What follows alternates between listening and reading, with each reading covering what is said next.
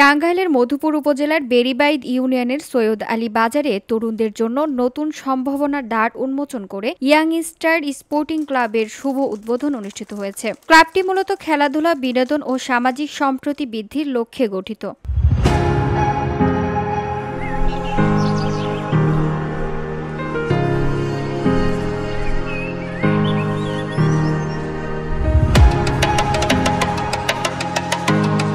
শনিবার বিকেলে আয়োজিত উদ্বোধনী অনুষ্ঠানে প্রধান অতিথি হিসেবে উপস্থিত থেকে ক্লাবের শুভ উদ্বোধন করেন বেড়িবাইদ ইউনিয়ন বিএনপির সাধারণ সম্পাদক মোহাম্মদ ফারুক সরকার। ৫ নং ওয়ার্ড বিএনপির সভাপতি মোহাম্মদ আনোয়ার হক অনুষ্ঠানের সভাপতিত্ব করেন। বিশেষ অতিথি হিসেবে উপস্থিত ছিলেন মধুপুর উপজেলা যুবদল নেতা মোহাম্মদ খলিল মণ্ডল। এছাড়া অঙ্গ ও সহযোগী সংগঠনের নেতৃবৃন্দও উপস্থিত থেকে তরুণদের এই উদ্যোগকে স্বাগত জানান।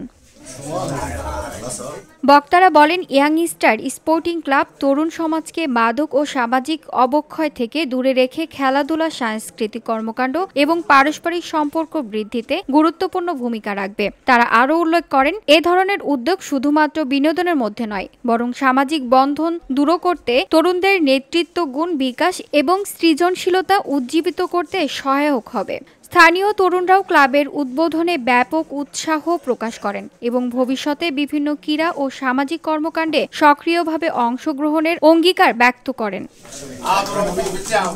VOD Bangla news desk.